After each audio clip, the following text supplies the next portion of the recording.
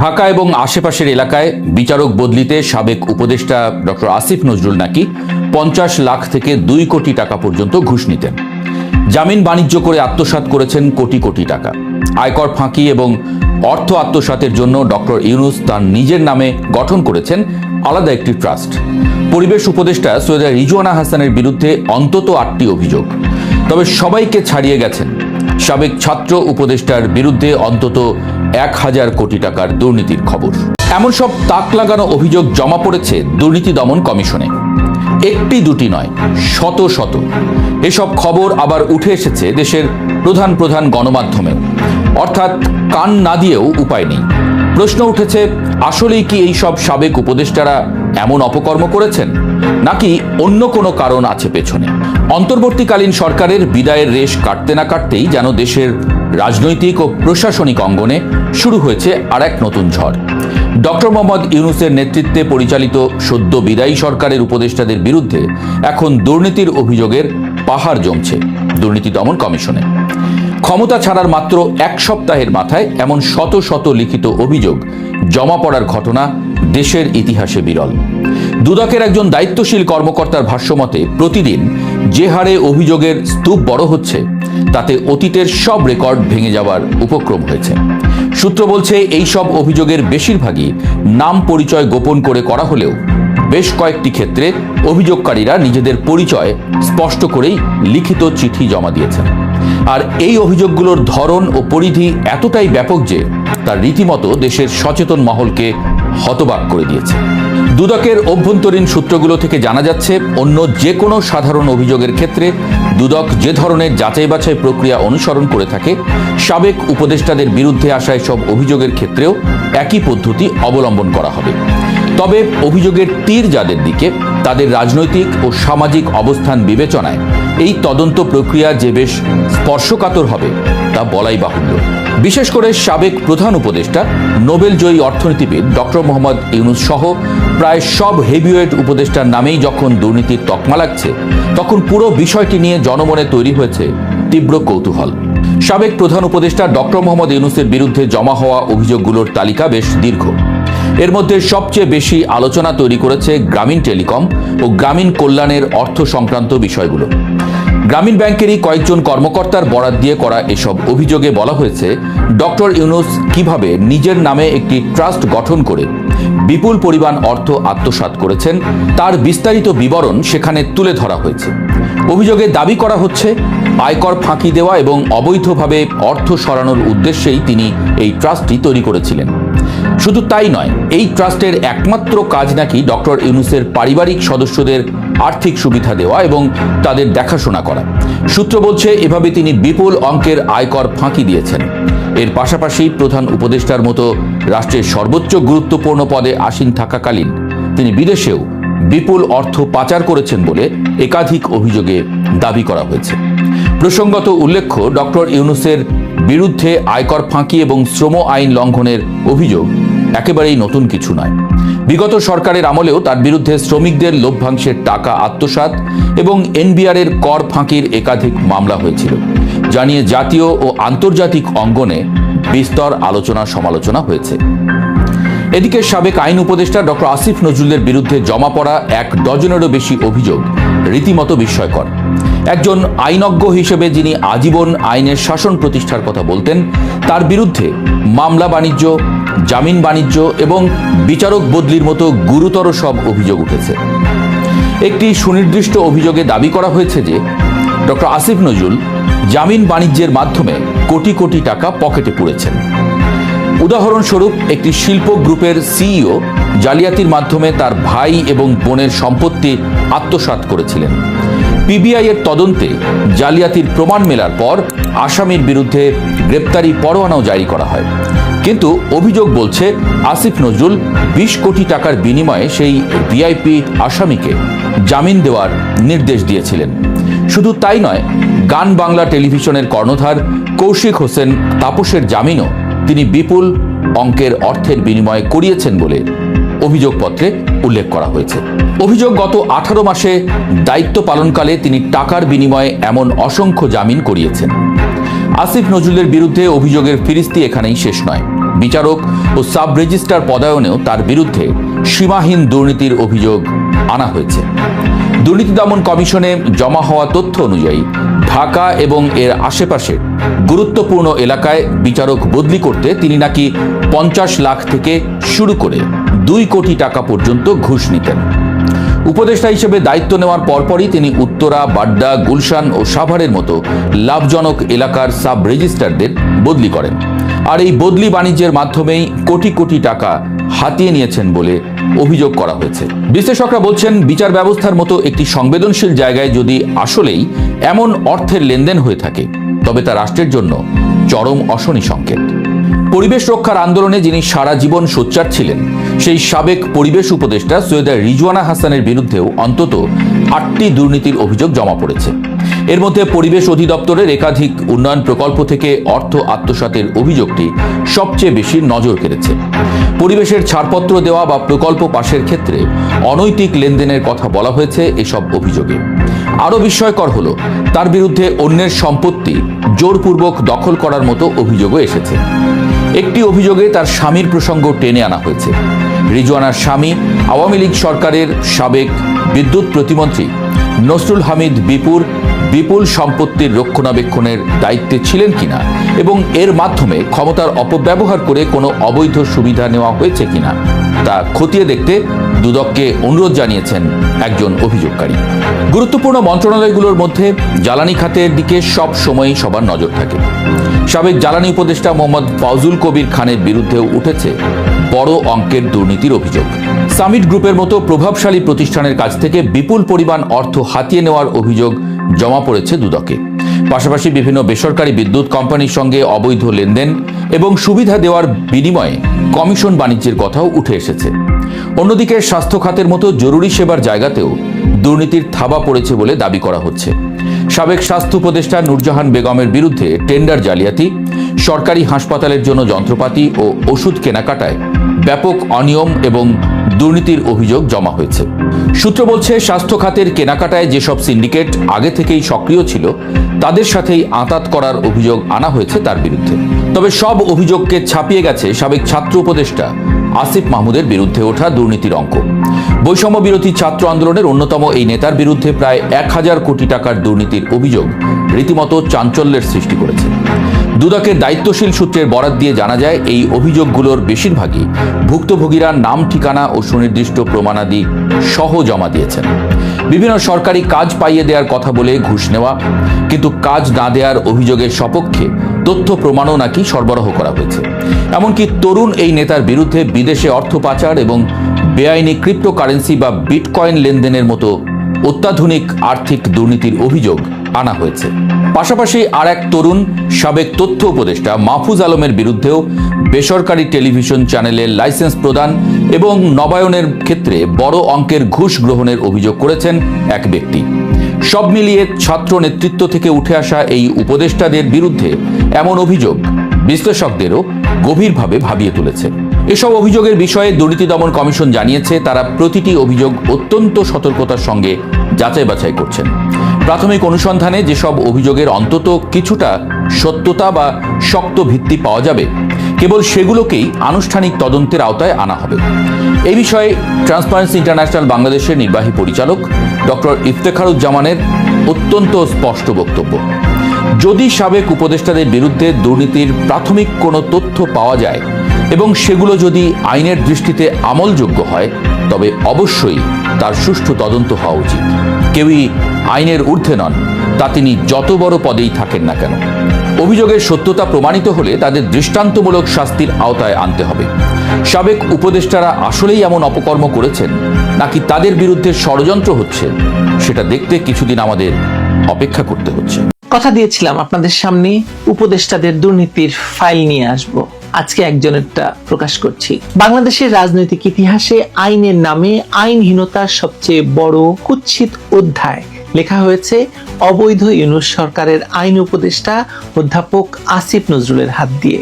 যে ব্যক্তি নিজেকে সংবিধানের ব্যাখ্যাকারী হিসাবে এবং মানবাধিকারের রক্ষক বলে দাবি করেন, সেই ব্যক্তির শাসনামলে বিচার বহির্ভূত হত্যাকাণ্ড, গণপিটুনি, সাংবাদিক নির্যাতন, জঙ্গি মুক্তি এবং যুদ্ধাপরাধীদের পুনর্বাসন সবকিছুই আইনের ছদ্মবেশে প্রতিষ্ঠা পেয়েছে।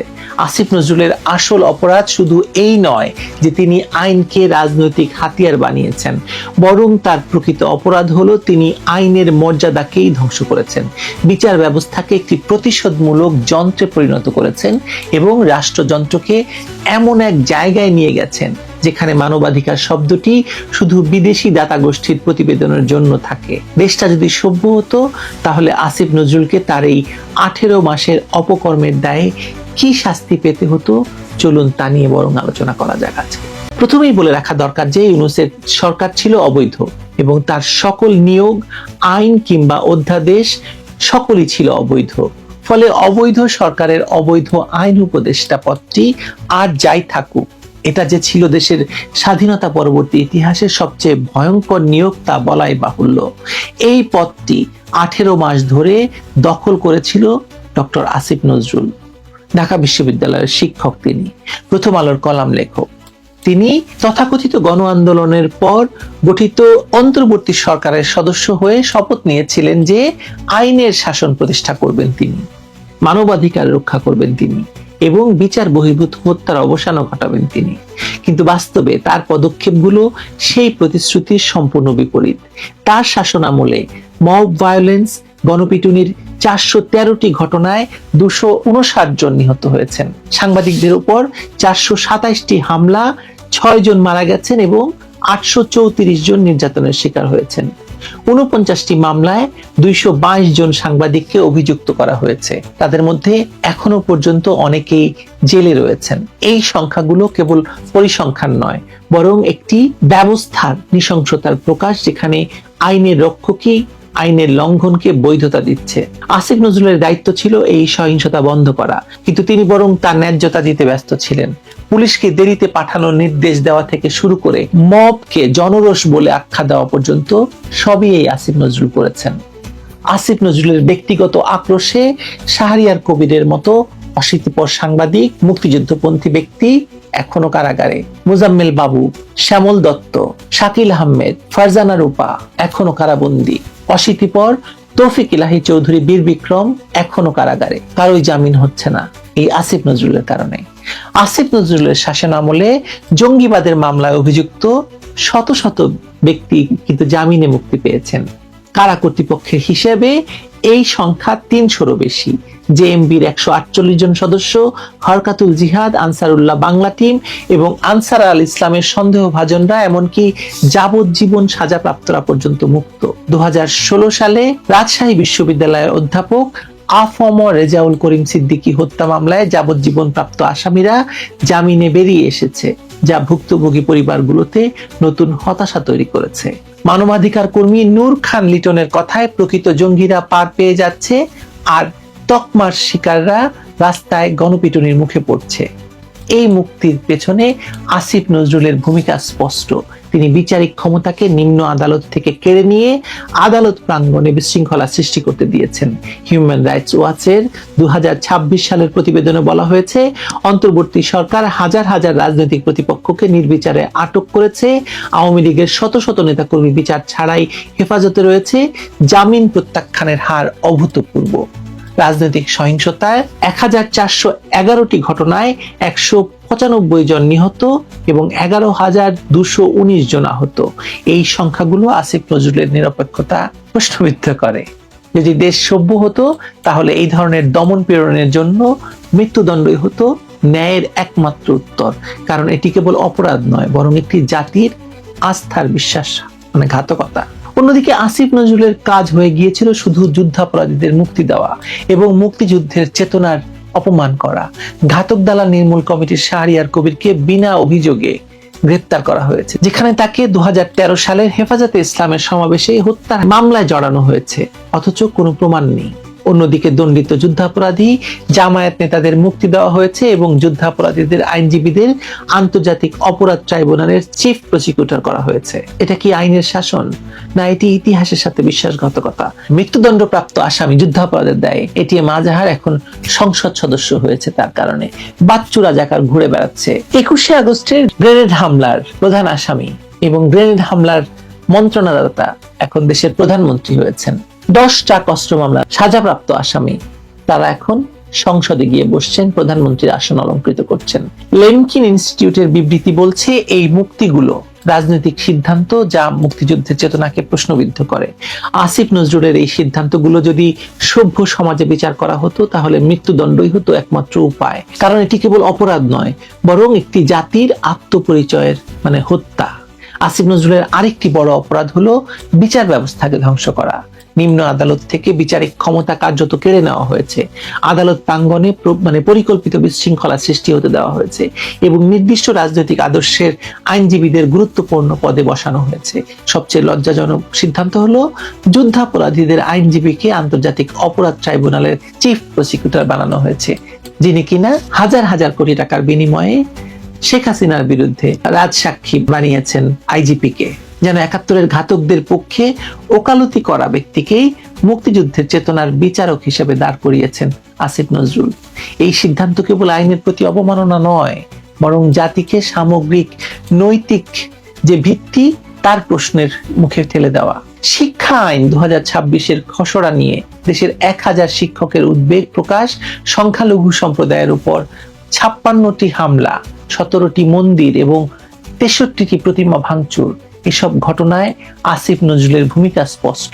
তিনি শুধু নীরব দর্শক নন, বরং এই অরাজকতার পিছনে আইনি ছাড়পত্র দাতা তিনি। তার অধীনে পুলিশ সংস্কার কমিশন গঠন করা হলেও র্যাব সহ বাহিনীগুলোর কোনো সংস্কার হয়নি, বরং তারা আগের মতোই বিচার বহির্ভূত হত্যাকাণ্ড চালিয়ে যাচ্ছে। 2024 সালের সেপ্টেম্বর থেকে 2026 সালের জানুয়ারি পর্যন্ত 55টি বিচার বহির্ভূত হত্যাকাণ্ডের মধ্যে 21শে জুলাই 2025-এ আসিফ শিকদার নামে এক যুবদল নেতাকে গুলি করে হত্যা করা হয়, যার ঘটনায় আজ পর্যন্ত কোনো স্বচ্ছ তদন্তই হয়নি। কিন্তু এই অপরাধগুলোর চেয়েও জঘন্য হলো তার দ্বিচারিতা। যে ব্যক্তি একসময় আওয়ামী লীগ সরকারের বিচার বহির্ভূত হত্যাকাণ্ডের সমালোচনা করতেন, তার আমলে এই 55টি বিচার বহির্ভূত হত্যাকাণ্ড ঘটেছে। যে ব্যক্তি মানবাধিকারের পক্ষে কথা বলতেন, তার নেতৃত্বে 300 জনেরও বেশি জঙ্গিবাদের দায়ে দণ্ডিত ব্যক্তি জামিন পেয়েছে। আর সবচেয়ে বড় জামিনটি কে পেয়েছে? ডক্টর মোহাম্মদ ইউনূস। তার বিরুদ্ধে মামলা ছিল, রায় ছিল এবং তার বিরুদ্ধে 666 কোটি টাকা কর ফাঁকির অভিযোগ ছিল। তিনি সব থেকে মুক্তি পেয়ে গেছেন।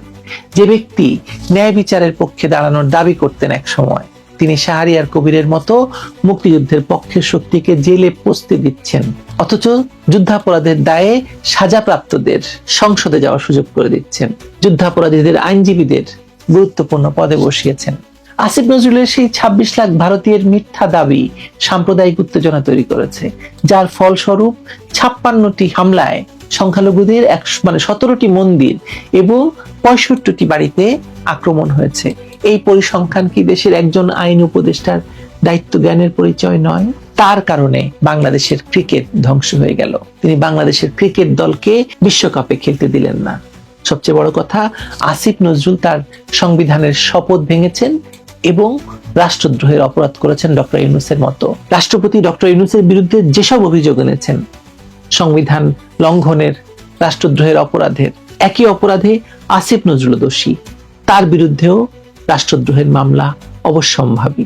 বাংলাদেশ সংবিধানের 148-এর 3 অনুচ্ছেদ অনুযায়ী আমি বাংলাদেশের সংবিধান এবং আইনের প্রতি শ্রদ্ধা প্রদর্শন এবং আনুগত্য করিব এবং বাংলাদেশের সেবায় আমার যোগ্যতা অনুসারে সততার সহিত দায়িত্ব পালন করিব। কিন্তু আসিফ নজরুল সংবিধানের প্রতি আনুগত্য তো দেখাননি, আইনের শাসন প্রতিষ্ঠা করেননি এবং সততার সাথে দায়িত্ব পালন করেননি। সুতরাং তিনি রাষ্ট্রদ্রোহী। জার্মানির একটি আদালতের রায়ের উদ্ধৃতি দিয়ে আসিফ নজরুলেরই একজন ছাত্র প্রশ্ন তুলেছিলেন যে একটি রসুন চুরির জন্য 6 মাস জেল হলে যে ব্যক্তি একটি দেশের পুরো বিচার ব্যবস্থাকে ধ্বংস করেছে, হাজার হাজার মানুষের জীবনকে নরকে পরিণত করেছে এবং একটি সভ্য জাতিকে বর্বর মব ভায়োলেন্সের দিকে ঠেলে দিয়েছে, তার শাস্তি কি হওয়া উচিত? যে ব্যক্তি আইনকে হত্যা করে সে সমাজকে হত্যা করে, যে বিচারকে বিক্রি করে সে ন্যায়কে ধ্বংস করে এবং যে মানবাধিকারকে পদদলিত করে সে নিজেই মানবতার বিরুদ্ধে সবচেয়ে বড় অপরাধী। আসিফ নজরুলের বিচার হয়নি, কিন্তু সেটা কোনো আইনের অভাবে নয়, বরং বাংলাদেশের রাজনৈতিক সংস্কৃতির দুর্বলতায়। আসিফ নজরুল আইনের অধ্যাপক ছিলেন, কিন্তু তিনি বাংলাদেশে আইনের কবর রচনা করেছেন। যদি আইন থাকতো তাহলে তিনি যে মৃত্যুদণ্ড পেতেন তা কোনো গণপিটুনির হুকুম নয়, বরং একটি সভ্য দেশের আদালত যদি নিরপেক্ষ থাকতো তবে তার নিজের তৈরি করা আইনের ফাঁসেই তার গলায় দড়ি পড়তো। কারণ তিনি যা করেছেন তা আইনের শাসন নয়, আইনের লাশের উপর নৃত্য। আসিফ নজরুল সংবিধান লঙ্ঘন করেছেন, সংবিধান লঙ্ঘনের দায় তার বিরুদ্ধে রাষ্ট্রদ্রোহের মামলা এখন সময়ের ব্যাপার মাত্র, এটা হবেই। সংবিধান লঙ্ঘন এবং রাষ্ট্রদ্রোহের দায় কি হতে পারে সেটা আমি ইউনূসের ক্ষেত্রে বলেছি। সুতরাং ইউনূসের যে শাস্তি, আসিফ নজরুলের সেই শাস্তি হওয়ার কথা, এবং তার বিরুদ্ধে তো আরো হাজার কোটি টাকার পাচারের অভিযোগ তো আছেই, সে কথাও এখন সর্বত্র ঘুরে বেড়াচ্ছে। সেই নোংরা আলোচনায় আমি গেলাম না। ভালো থাকবেন।